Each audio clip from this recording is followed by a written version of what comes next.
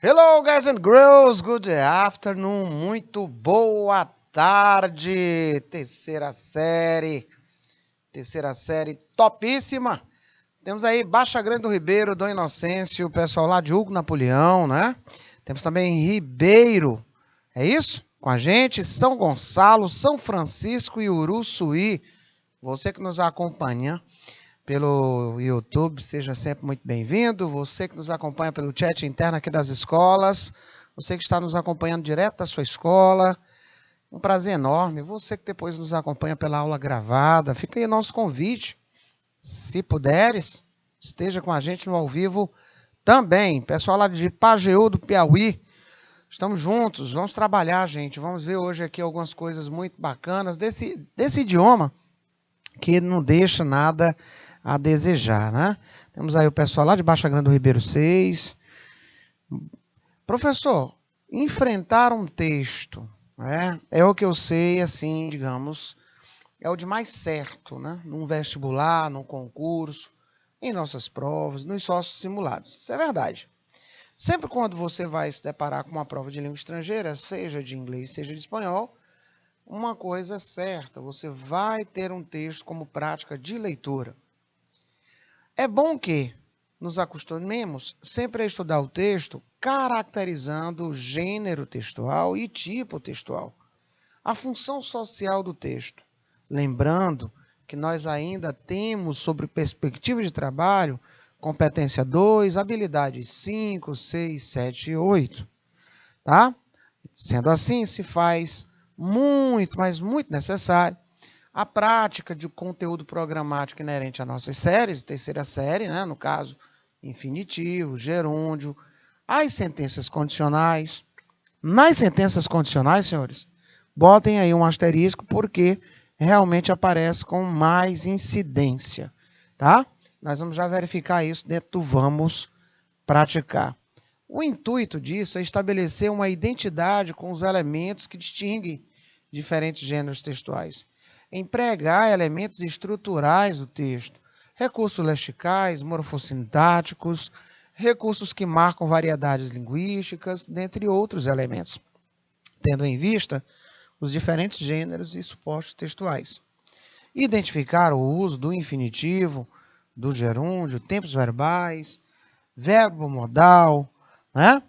Modalizadores, modo, conjunções, sempre é pauta para cair nos vestibulares e também em nossas provas.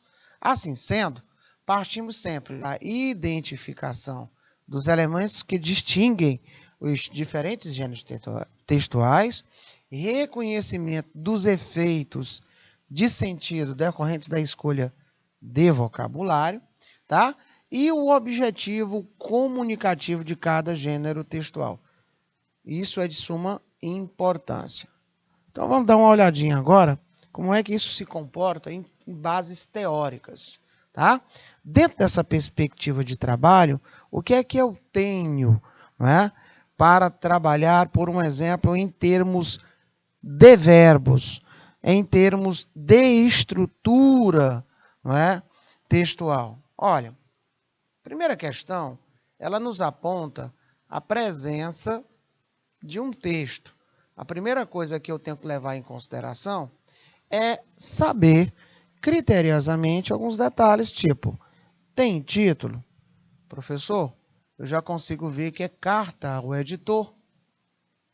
E o tema tem algumas palavras que são muito conhecidas, como sugar, fear, né? E unhelpful.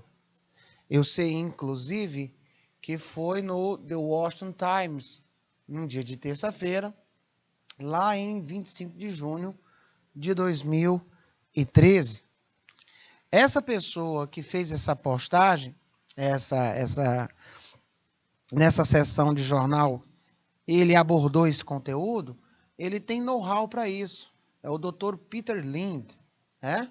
E ele faz uma inferência ao alto teor de frutose, né?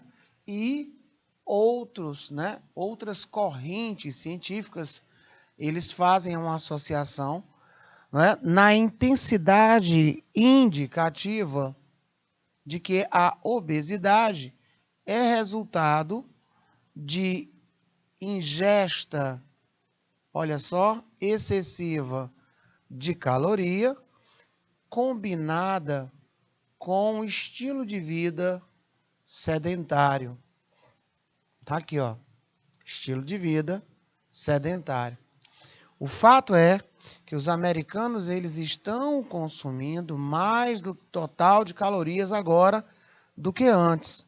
E aí ele fala para dar peso, ó, de acordo com o Departamento de Agricultura dos Estados Unidos, o total per capita diário de calórico intake, ingesta, ele aumentou aproximadamente 22%, onde passou de 2.076 calorias por dia em 1970 para 2.534 calorias por dia em 2010.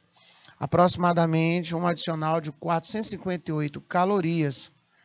E aí ele deu só uma visão. Tudo bom, Sirlene? Boa tarde. Tá? Nesse sentido, olha o que ele está abordando. Questão calórica, questão, não é, de vida, estilo de vida. E aí ele, para dar mais peso, trouxe um dado. Tá?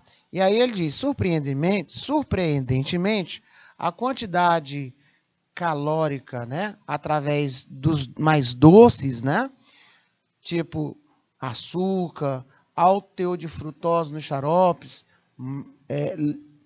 mel e etc. Ele diz que o consumo americano ele tem sido atualmente decrescendo, né? Você consegue ver uma diminuição da década passada. E aí ele finaliza aqui, ó. Nós precisamos continuar, percebeu? Nós precisamos continuar a estudar, pesquisar a epidemia de obesidade para ver se o que mais can be done pode ser feito. E aqui eu chamo a atenção para um item importante. Mas, ele está dizendo agora, mas, uma contradição, demonizar um ingrediente em específico, não é? É corroborar para que nada se resolva e ainda um aumento desnecessário do medo, não é? Que não levará a lugar nenhum, ou seja, a nenhuma solução real. James M. Ripp, né, é quem escreveu, pautado no conhecimento do Dr. Peter Lind, tá? Ele colocou isso nessa página do TheWashingtonTimes.com e tem o acesso aí, diz que o texto é um texto adaptado. Sendo assim, ele diz o seguinte, ao abordarmos o assunto obesidade, e que obesidade é um cognata, né? Ele diz assim, obesidade é uma doença, disease quer dizer doença. Obesidade é uma doença, foi o título, né, do que ele colocou para lá, tá? Em uma seção do jornal, o autor ele defende o consumo liberado de açúcar? Não, ele diz que demonizar um único produto, né, um único ingrediente em específico, não, né? Então ele não fala a defesa, mas sim demonizar. E é por isso que ele diz aqui, ó, que nós precisamos continuar, né, ó, continuar estudar, né, a epidemia de obesidade para ver o que mais pode ser feito, ó. O que mais pode ser done, feito. A questão está aqui, ó, mas, então tá aí ele dizendo que não é um único produto, então ele não disse também libera o consumo do açúcar. Aponta a gordura como grande vilão da saúde. Não. Apesar de termos o nome fat, tá? Ele diz que isso vem da ingesta, né? Da ingesta de açúcares manufaturados. Nós temos isso aqui, ó. Manufaturado, olha aí, sugars, tá? E ele chama isso de veneno. Veneno, tá? Veneno. E isso nós precisamos para estocar, garantir o estoque de gordura no corpo. Olha aqui, ó. Foi essa parte do fat que ele falou, tá? Mas ele não aponta a gordura como o grande vilão da saúde e nem tão pouco o açúcar. Então, tal que ele diz que precisa se estudar mais essa questão do açúcar, né? Da gordura, tá? Sobretudo, ele fala muito no açúcar manufaturado, presente aí nos xaropes, presente aí nos sucrilhos, presente aí em várias formas manufaturadas, tá? Ele diz que precisa continuar o estudo para que essa epidemia de obesidade seja vista, né? Seja observada e o que mais possa ser feito. Aí ele contradiz toda a estrutura anterior, né? Porém, aqueles que afirmam que um ingrediente específico é o vilão, então essa parte que eu deixei aí grafada de verde, já iria também tirar essa letra B. Demonstra acreditar que a obesidade não é preocupante. Ora, se ele chamou de epidemia de obesidade, claro que é preocupante. Indica a necessidade de mais pesquisa. Olha aqui, ó. Mais, né? Pesquisa, tá? Esse mais, olha só, colocou como more. Essa pesquisa, ele chamou de to study, né? Para estudar mais, né? Continuar a pesquisar, o estudo. Certíssimo? Muito boa tarde, grande Gabriel André. Então, sendo assim, com convicção plena, a nossa letra D ela está num caminho muito bom para ser a nossa indicativa, né? Mas vamos dar uma olhada na letra E. Ele enfatiza a redução da ingesta da ingesta de calorias pelos americanos. Não, não é que ele enfatizou. Ele enfatizou foi o aumento, né? E aí ele levou em consideração de 1970 até 2010, né? Ele não falou em diminuição. Muito bem, a resposta que mais está condizente aí, de fato, é a letra D. Né? O Gabriel ali já colocou a letrazinha dele ali. E seria necessário um passo a passo desse para você amadurecer essa resposta. Questão essa que foi trabalhada no Enem de 2019. Muito bacana, é um texto informativo. Já é característica, né? Se utilizar muito desses textos informativos, são muito bons de trabalhar. Normalmente são temas muito atualizados. Esse aqui fala sobre as questões inerentes à quantidade de ingesta de açúcar, a questão calórica. Semana passada já apareceu uma questão falando sobre as questões da quantidade de sódio, né? As questões inerentes ao diabetes. Então, isso são, digamos assim, cadeira cativa nos textos da língua inglesa. Vamos para o texto 2. O que é que eu consigo visualizar no texto 2? Tem uma gravurazinha.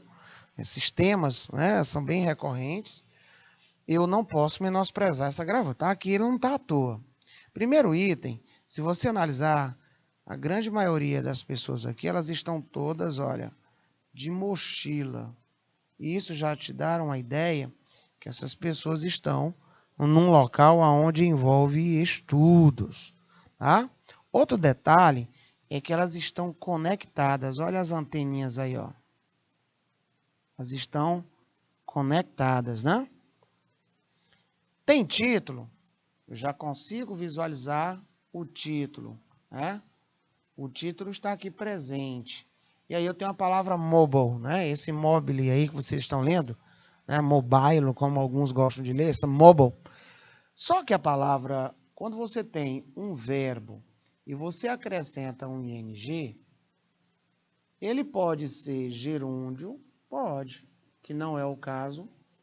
Ele pode ser um substantivo e ele pode ser um adjetivo. Nessas questões, leve-se em consideração que primeiro você vai ter um adjetivo para depois você ver o substantivo. Você tem uma qualificação primeiro. É qualquer aprendizado, né? É qualquer aprendizagem? É qualquer aprendizado? Não.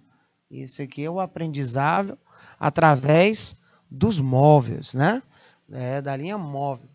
Então, você tem aqui o famoso M-Learning, né? O aprendizado através dos aparelhos de celular e todos os outras ferramentas que são capazes de interligar, né? Se ter a internet das coisas. E é tão tal que ele faz um processo de exemplificação, onde ele usa ali o such as, né? Tais como, such as. E aí ele começa a fazer aí as ponderações dele. Olha só, ele começa a dizer os PDAs, né? Os PDAs, os telefones celulares, laptops e as tecnologias de tablet e os personal computers, que são os computadores. Tudo isso ele chama a atenção para teaching and learning. Tá aí, ó. Para teaching and learning. Ora, vamos raciocinar aqui comigo? Se você tem a palavra teach, que é o verbo ensinar, e eu falei que quando acrescentamos o ing, ele pode se transformar, né, em um substantivo ou um adjetivo. Então, ali ficou tranquilo agora de você ver que são essas tecnologias, não é, somando ao processo de ensino e aprendizagem. Né? Teaching and learning. Você vai associar essas questões de ensino e aprendizagem à internet das coisas, aos celulares e etc. É tão tal que ele diz que chamamos isso de ferramentas essenciais para a educação. Tá aqui, ó. Ferramentas essenciais para a educação. E ele chamou o que de ferramentas essenciais? Os computadores e a internet, né? Eles se tornam ferramentas essenciais para a educação. E aqui ele expõe, ó, que as tecnologias, né, elas andam se tornando cada vez mais o quê? Portáteis, né? Acessíveis, efetivas e, acima de tudo, fácil de usar. Essa palavra easy to use, fácil de usar. Isso ocasionando entre as pessoas muitas oportunidades para participação em larga escala e acesso, né, às mais variadas formas de tecnologia e internet. Agora vamos deixar aqui tranquilo. Posso fazer a checagem? Tem como a gente fazer a checagem. Confiabilidade é .org, né? Aqui também me diz de onde foi extraído, Reino Unido. Nós temos o acesso, texto adaptado. Já deu para notar que nós temos, não é, uma visão de ensino e aprendizado voltado com o uso das ferramentas tecnológicas. É todo o conjunto de palavras que as pessoas de uma determinada língua têm em sua disposição para expressar-se oralmente ou por escrito. O significado conferido à expressão mobile learning. Então, ele diz que o que é o mobile learning? Não é? É todo o conjunto de palavras que as pessoas de uma determinada língua tem à sua disposição para expressar-se oralmente ou por escrito. O significado conferido à expressão mobile learning menciona os efeitos da telefonia celular como recurso didático. Se nós analisarmos bem, ele não fez a citação só da telefonia celular. Né? São Gonçalo já está dizendo ali, professor, eu acredito que seja a letra B. Vamos já chegar lá. Tá? O problema aqui é que ele só falou em telefonia celular. Aqui a gente consegue visualizar várias outras coisas. Ó, os PDAs, telefonia celular, laptops, tecnologias, né, envolvendo tablet e os personal computers. Aqui ele vai já nos advertindo, né? Os equipamentos, né, com relação à internet das coisas, ou seja, aquela conexão ampla. Atribui o sucesso da aprendizagem aos dispositivos portáteis. Ficou bonito aí, né? Associa o uso da tecnologia da informação ao processo educativo. Tecnologia da informação. Né? Então, atribui o sucesso da aprendizagem. Aqui faltou outra informação. Ele falou ensino e aprendizagem. Está lá grafado de amarelo depois de technologies. Né? Ensino e aprendizado. Destaca os objetivos definidos para a educação online. Ele nem toca nesse assunto chamado objetivos. Remete à aquisição de aparelhos portáteis de configuração moderna com fins educativos. Não, ele falou sobre a questão dos valores e a popularização destes, tá? Sendo assim, gente, né, nós temos aqui para essa letra muita informação para pouco texto, né? Lá o texto ele corrobora com uma metodologia, né? E essa metodologia antigamente era muito cara. Com a popularização e o uso, né, desse maquinário e as questões do ponto de acesso à internet, isso veio, né, a se tornar um pouco mais igual, né, do que antes, nos propiciando aí uma funcionalidade melhor e maior para esses equipamentos. Então, gente, na segunda linha, depois de tecnologia, não é? Nós temos aí como fonte de resposta essa associação. Associa-se a questão tecnológica, né? Tecnologia da informação, ao processo de educação, tá? Então, você vai colocar IT device mais teaching mais learning. Um texto bacana de ser trabalhado, né? Muito bacaninha, envolvendo um processo associativo de vocábulo, tá? É vocabular de acordo com a temática. Isso aí, gente, caiu 2 questões recentemente, salvo engano, nesse último vestibular. Agora nós tivemos 2 questões. Eu vou trazer aí para nós respondermos algumas dessas provas, para vocês verem. Tá? Questão muito bacana de você também trabalhar. Na linha 1 e 2 você já conseguia ligar bem o seu desconfiágora, e na linha 4, com toda a convicção, você, depois da palavra oportunidades, né, que foram enlastecidas para ter acesso, né, e com o uso particular da internet e a amplitude dessa conexão, né, ele serviu realmente como base, não é, ó, de introdução agora, que permite, né, o uso desse maquinário, ó, aos pontos de acesso de maneira mais igualitária. Letra C de Chiquititas. Vamos vendo aqui orações condicionais. Exatamente, Gabriel. Estava tentando me recordar, foi nesse mesmo. A gente responde tantas questões durante o semestre, mas é verdade. Nós tivemos 2 questões envolvendo essa visão vocabular.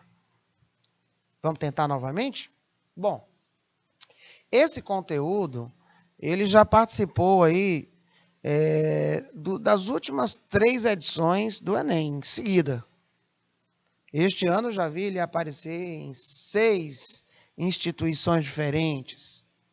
Tá? Então, isso aqui aparece muito.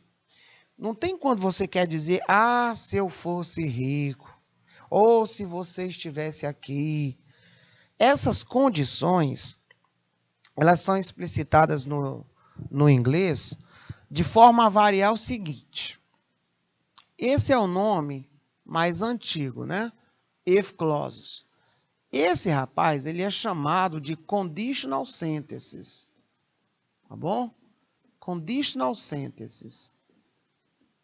Ele é subdividido em 0, com 2 situações, primeiro condicional, segundo condicional e o terceiro condicional. É bom que se diga que quando ele aparece, ele vai poder implementar uma ideia de hipótese, de realidade, de ação passada e arrependida, portanto impossível, de uma verdade inconteste, absoluta. Ele pode nos indicar também uma ação imaginária e real dentro dessa constituição chamada estruturas verbais. Aí ele diz o seguinte: as if clauses correspondem às orações subordinadas adverbiais condicionais na língua portuguesa. Obviamente, elas serão regidas por uma conjunção condicionada, não é, que nos dão ideia de condição. As mais comuns são if, que pode substituir sem alteração de significado de tradução essa mocinha aqui. E nós temos também a que dá uma ideia negativa, unless, que quer dizer a não ser que. Tá? Agora, como é que eu faço para eu me dar bem nesse conteúdo? Você tem que conhecer as estruturas. As estruturas. A primeira que eu te convido é essa. Se você tem passado simples de um lado, tá? Ó o simple past aí. Como é que eu sei que ele está no simple past? Bom, a própria grafia dele me auxilia. Know é o verbo saber, conhecer. Quando você retira e coloca aqui na segunda casinha de moradia do verbo, significa dizer que ele tem um passado irregular. Então, se temos passado simples de um lado, do outro lado, você se depara com o condicional simples. Olha o auxiliar aí condicional, tá? Então, quando você tem esse casamento perfeito, com esse condicional simples, tá? Isso quer dizer que você está operacionando a condicional tipo 2, tá? Então, é o the second conditional, tá? Ó, the second conditional. Por isso que é chamado de 2ND, tá? 2ND. É importante ressaltar que sempre quando você tem essa estrutura, ela vai trabalhar com algo no campo do imaginário, algo no campo do hipotético. Portanto, eu estou afirmando que é algo irreal. Certo? Quem são as estruturas? E isso a questão toda já me orientando. Que são estruturas condicionais, que equivale às orações subordinadas adverbiais condicionais do português, que são introduzidas por if, que significa se, tá? Tem também uma outra que é sinônimo de significado, e tem uma condicional negativa. Aí ele diz assim, olha, a oração anterior é uma condicional do tipo 2, pois tem uma oração principal no. Ó, se você tem a oração principal, bora lá, ele não quer a oração principal, então você vai começar pela segunda, tá? A oração principal, pois a primeira é chamada de dependente. Então vamos lá. Nessa segunda aqui, você está trabalhando com would, go. Would, go. Claro e evidentemente que aí você já está trabalhando com o que chamamos de condicional, tá? Então, só vou ter condicional na letra A e condicional na letra E. Ó, o restante tudo sai. Certinho? Tá bom? O condicional que ele está pleiteando a trabalhar é o que chamamos de futuro condicional, antigamente. Então, você vai ter aqui o would. Quando ele disse futuro perfeito, você já eliminaria. Porque para ser perfeito, o nome já sugere. Ele tem que empregar o have. Só aí vem um verbo principal no particípio passado. Tá? Portanto, senhores, resposta correta, ó, letra A.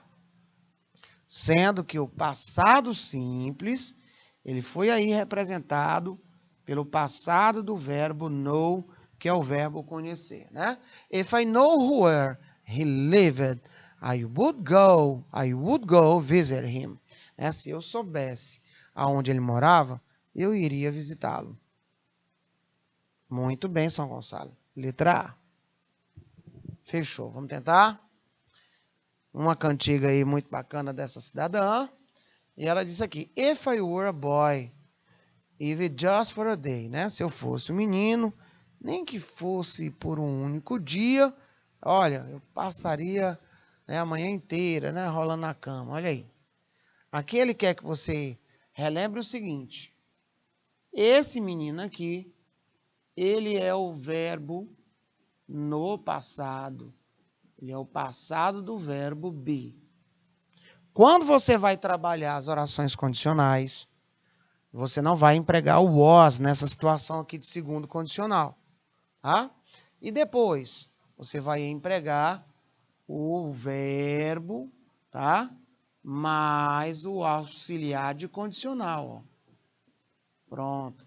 Feito isso, você consegue identificar que quando tem passado, né, ó, if mais passado mais o condicional, tá? Você vai estar trabalhando com o segundo condicional. Turma, o segundo condicional, ele só trabalha com uma situação que não existe. O segundo condicional, ele trabalha no campo, né, dos sonhos. Eu estou mentalizando. Por esse detalhe, eu estou falando de uma situação imaginária. Não, olha lá. Contendo uma ordem. Ó, aqui vai ser zero condicional. Para conter uma ordem, você vai fazer assim, ó. If, na dependente, né? Mais o presente simples, tá? Mais o presente simples, mais o modo imperativo.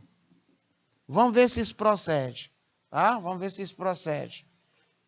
Tá? If you go bed early, lock the door. Se você for para a cama mais cedo, fecha a porta. Procede, professor. Então, modo imperativo é quando você tem a sentença iniciada pelo verbo. Não tem to, não tem sujeito, não tem ninguém. Tá? Quando ele fala de algo impossível, que vocês até disseram aí, né? Impossível. Você vai colocar aí no seu caderno que ele equivale ao terceiro condicional. O terceiro condicional, ele trata dessas situações impossíveis, passadas e arrependidas. Você vai colocar assim, ó, if mais past perfect. Professor, como é que eu faço past perfect? Não estou lembrando. Vamos lá. Aplica-se o auxiliar read para todo mundo, mais verbo principal no particípio passado. Feito isso, você vai se deparar com algo chamado de conditional perfect. Olha aí, ó. Conditional perfect. Como é que é esse tempo, professor? Vamos lembrar aí como é que é o conditional perfect? Você vai colocar would have, vai dizer teria, mais um verbo principal no particípio passado. Quando essas duas estruturas, elas são, né, interligadas por essa conjunção de condição, if, que significa se, você passa a dizer que essa situação ela é passada e arrependida. Por quê? Porque não tem mais como você ter o desfazimento disso. Tá? Bacana? Como se eu dissesse assim em português. Se você tivesse chegado um pouquinho mais cedo, nós teríamos ido ao cinema. Mas a sessão já está bem 20 minutos, já iniciou. Aqui que a gente se arrume, que chegue, né? Percebeu? A situação ela passou, ela já tinha acontecido e nós não temos mais acesso para voltar atrás. Por isso que é chamada de passada e arrependida. Quando ele falar em contendo uma verdade universal, coloca aí também, essa também é a zero condicional. Só que ela vai trabalhar com if mais presente mais presente. Tá? Por um exemplo, eu vou dizer assim, ó. If we beat the ice, se batermos o gelo, né? If we beat the ice, se batermos o gelo, o gelo, então, ó, it, né, ó, becomes, ele vira água.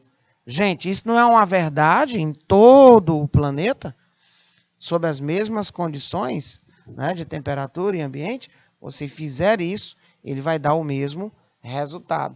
Daí chamado de verdade universal, verdade absoluta. Bom, dentro de uma perspectiva de possibilidade real, futura, aí você tem o que chamamos de primeiro condicional. Gente, o primeiro condicional, ele é formado de if mais o simple present, tá? O simple present mais o will.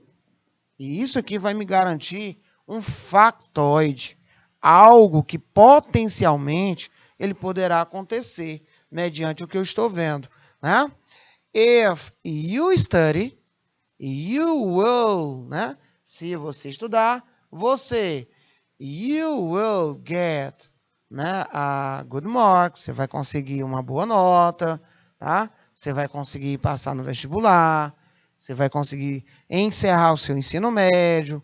Por quê? Estou falando dentro de uma realidade, né, de um fato, é uma narrativa, né, um factoide, tá? Se você fizer isso, não dará outra o resultado. E por fim, senhores, a imaginária, a irreal, a hipotética. Essa nós estamos chamando de segundo condicional. Ela é feita com a presença, não é, do simple past de um lado, mais o conditional do outro.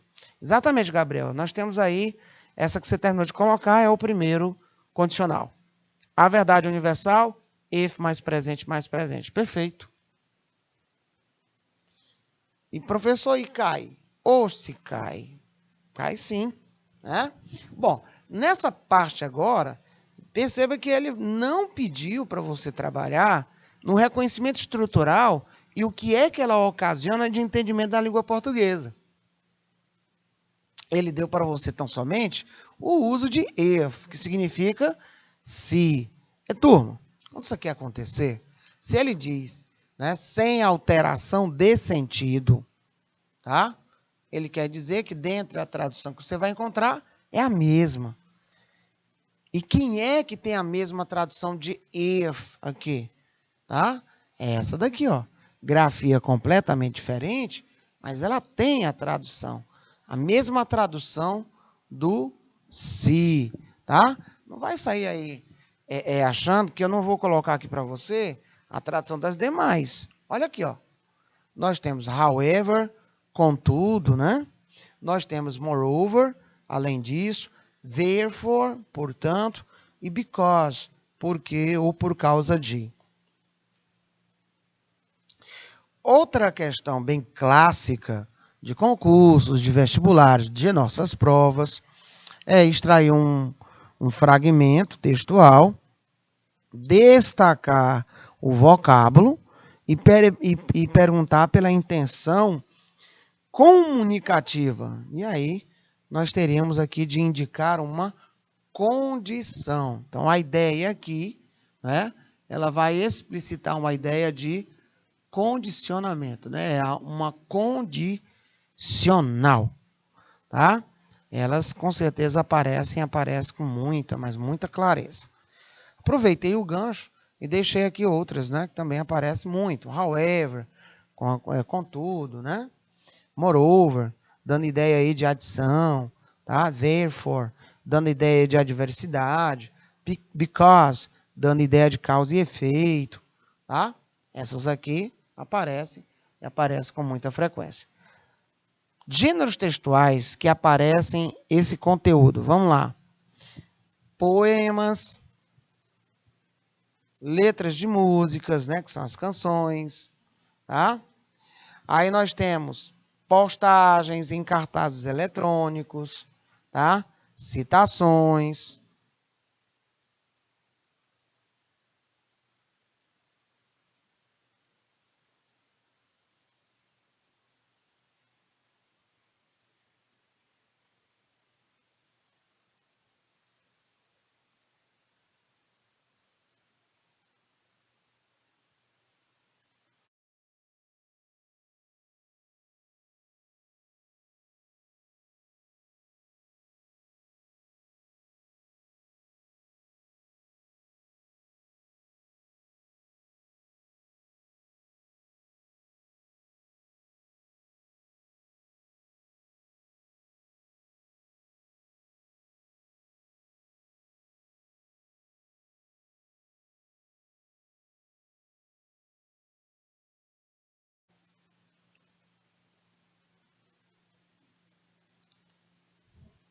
E aí, respondendo o Gabriel, André, nós estávamos aqui trabalhando sobre essa perspectiva, ele dizendo assim, professor, são as que mais aparecem. Perfeito, André. Essas aqui são as que mais aparecem de fato, tá? Estava acompanhando ali teu chat, porque eu não gosto de deixar ninguém sem respostas. Olha só. Fora essas aqui, André, você não pode deixar de esquecer daquelas que a gente gosta de brincar, né? Quais são? As fanboys. Você usa o acrônimo para não esquecer dela, ó. Fanboys. Essas também aparecem com uma certa recorrência, né? Nós temos F de for, que é uma explicativa, A de and, né, que significa e dá ideia de adição, nor, nem, também dá ideia de adição, né? But, mas, dá ideia de contraste, de adversidade, né? Or, que significa ou, dá ideia de alternância, yet, todavia, né? Dá ideia aí de adversidade, e so, então, dá uma ideia aí de conclusividade. Então, as fanboys também são muito utilizadas. Eu costumo dizer que as correlativas, né, as subordinadas, elas também caem muito. Tá? As mais fáceis de você relembrar são essas aqui. E temos aquelas, no estudo das conjunções, nós estudamos 3 grupos, né? Tem aquelas que se parecem expressões idiomáticas, mas também são muito tranquilas. Dentro desse rol de conjunções, as que mais são reincidentes, de fato, são as coordenadas, né? E aí, em segundo lugar, vem as subordinadas. Certíssimo? Então, mais dada a dica. Ó, quem está aparecendo aqui? Ó, if. Ela tem aparecido aí. Com toda a convicção, ele vai te pedir para trabalhar dentro desse contexto. Então, if. Outro detalhe que logo te chama a atenção, verbo terminado em ed. Então, já sei que aqui nós temos o passado. Então, tenho if mais passado. Esse passado, ele é um passado simples, turma. Tá? Esse passado é um passado simples. Mas, tá? O que chamamos de condicional. E esse condicional, turma, também chamado de simples. Tudo bem? Então, vamos identificar se ele aparece? Olha o would aí, ó. Tá? Would you walking? A oração subordinada ao condicional apresenta que condição? Que condição? Contendo uma ordem? Não. Gente, para ter ordem, orientação, eu tenho que ter o modo imperativo, tá? O imperativo, gente. Não tem imperativo. O que é o imperativo? É reescrever o verbo sem nenhum sujeito por perto. Tá? Real. Não, nós já vimos que dentro do campo da realidade, nós podemos dizer, inclusive, a primeira condicional. Mas lá tem futuro simples, é o will. Provável.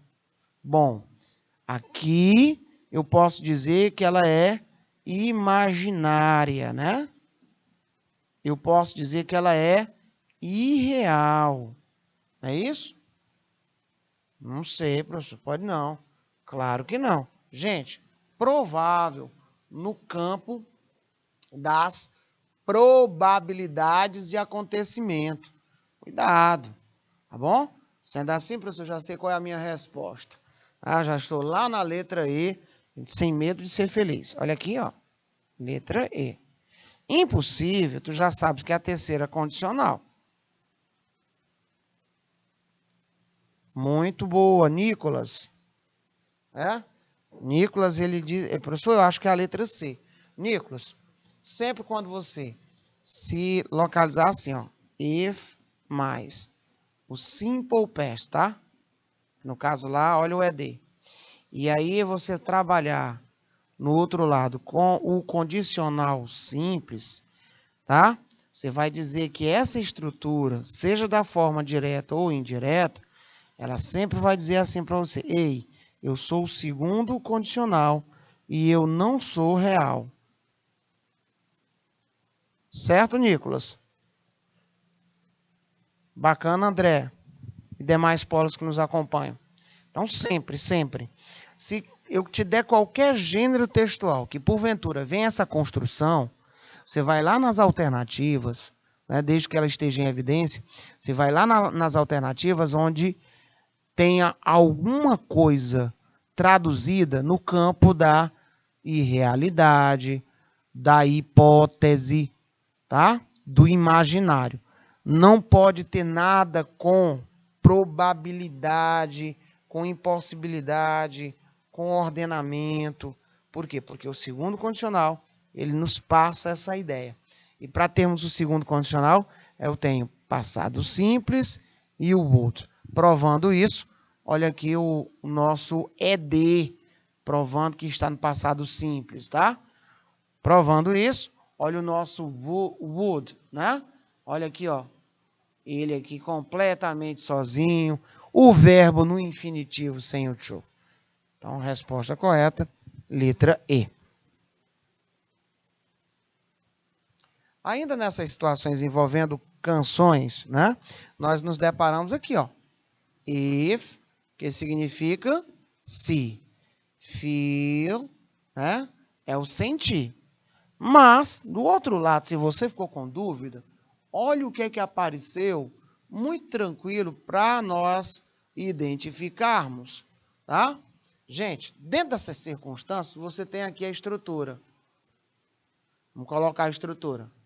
If mais present simple, né, que é o presente simples, ele vai estar interagindo com um simples também, featured, né?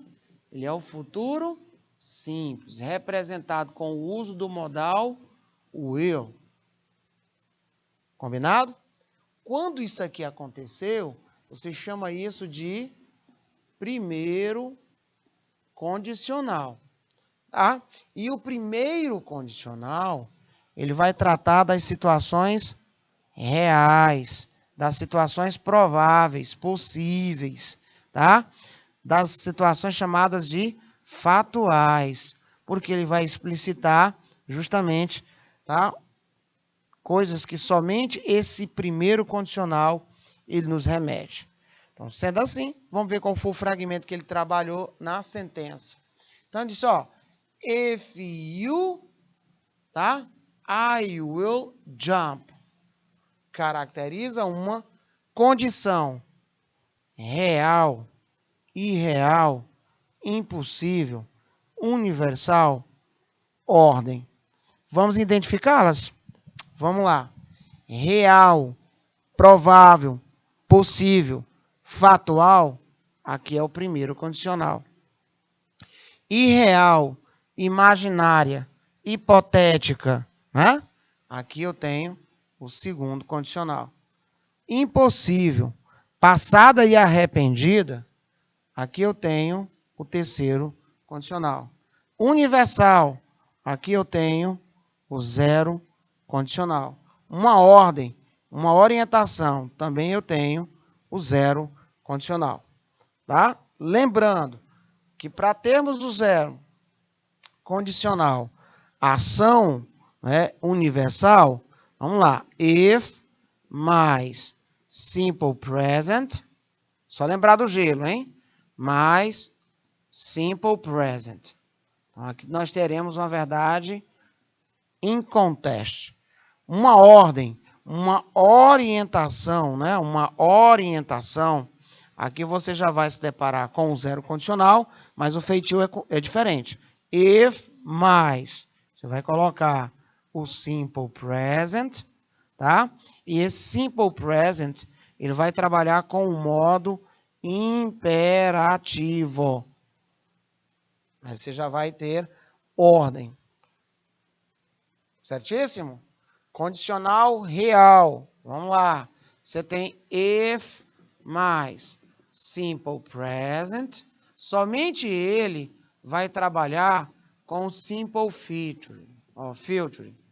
Olha o que vai acontecer. Somente ele, ó, operaciona com o will. Olha o will. Aqui, ó. Se fosse o segundo condicional, if mais simple past, tá, ó, passado simples, trabalhando aí com o condicional simples, tá? Condicional simples, ó, would, depois um verbo base. Tudo bem? Aí eu vou colocar o que mais costuma fazer com que as pessoas errem. Olha só. Vou colocar um aqui que mais faz com que a galerinha erre, ó. O terceiro condicional é if mais past perfect. Ó. E ele vai estar trabalhando com conditional perfect. Ó, aqui. Gente, eu deixo desse jeito aqui, porque depois tem uma galerinha que gosta de rever a aula. E aí eles vão tomar nota. Tá? Eu já deixo tudo grafado aí para vocês. Ó. Passado perfeito. Olha o auxiliar. Mais um verbo principal no particípio passado. Turma, condicional perfeito, para não confundir, ó. Eita, professor, ó, vou confundir, tem dois iguais, calma. Olha o que é que vem aqui, ó. Have mais verbo principal no particípio passado, tá? Então, essas são as estruturas que aparecem quando ele diz conditional sentences, ó. Sabemos que as estruturas, aí ele diz conditional sentence ou if clause, é mais difícil de aparecer, mas está aí o nome. Aí ele vai dizer para você, sabendo que você tem uma oração condicional, que é dependente, e uma outra principal. Já sabe que é aquela que causa dependência é da condição. If. Pronto. Essas setas, né? Que eu coloquei ali no slide anterior, ou esse sinal de mais, ele está dizendo para você que só pode ser esses dois tempos. Ou você faz por if, ou se ele te der a ordem inversa, só vai ser todo tempo, esses dois tempos. E foi isso que a Kawane, né, disse assim, professor, pois eu estou desconfiado que como letra correta vai ser a letra A. E Kawane aí, juntamente com o Gabriel André, lá de Belém do Pará, acertando. Parabéns. Tudo bem, Igor? Unidade Escolar Cipriano Vieira de Sá, Pageu do Piauí. Vamos ver aqui o que é nossas últimas questõezinhas. Ó, mais uma canção, né? Bem no título, If I Were. Ó, If I Were You, I would never let me go. Se eu fosse você, eu nunca permitiria que eu me fosse. If I were you, se eu fosse você, I would always love me. eu sempre me amaria. Só sou if I were you, se eu fosse você, tá? Olha aí, o cidadão tá todo, né, se achando. As estruturas aqui já dizem por si só. Ó, passado, if, mais simple past. Tá? Condicional, gente. Mais o conditional. Quem é esse conditional? Usando aí o would. Gente, esse aqui é 0, 1, 2 ou 3. Que condicional é esse daí que nós temos? Não é, ó? Were e o would. É 0, 1, 2 ou 3. Então, ele vai dizer o seguinte. A oração subordinada condicional, ele apresenta uma condição contendo uma ordem, passada e arrependida, imaginária, provável, contendo uma verdade universal. Né? Essas duas circunstâncias aqui, ela leva você ao condicional 2. Ao segundo condicional. Turmitia, segundo condicional, ela não é real. Ela está lá no campo da imaginação. Tá? Por isso que vai dar aí a resposta letra C, condicional 2. E professor, me lembra bem aí como é que é esse negócio de passado e arrependida? Aqui é o condicional 3. Ele vai trabalhar com passado perfeito e condicional perfeito. Professor, relembre aí. Contendo uma ordem.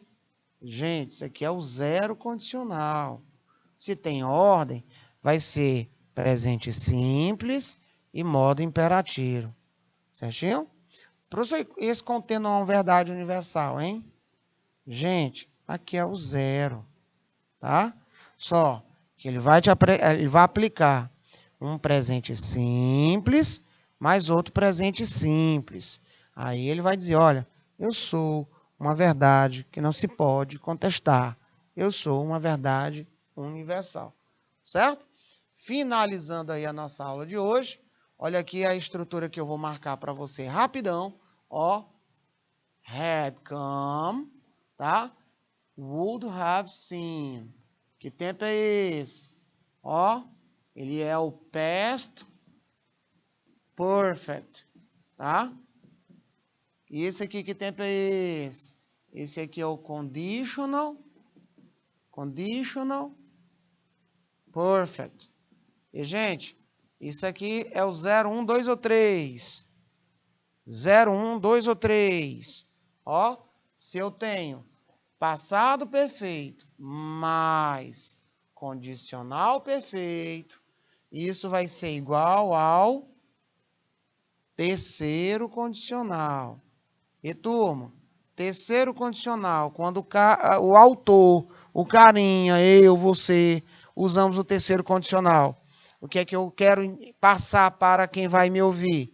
Eu quero dizer para essa pessoa que vai me ouvir que lá na questão que eu elaborei, nas alternativas A, B, C, D e E, eu estou querendo que você entenda que essa estrutura, ela me indica algo impossível, pois já tinha acontecido. Vamos lá?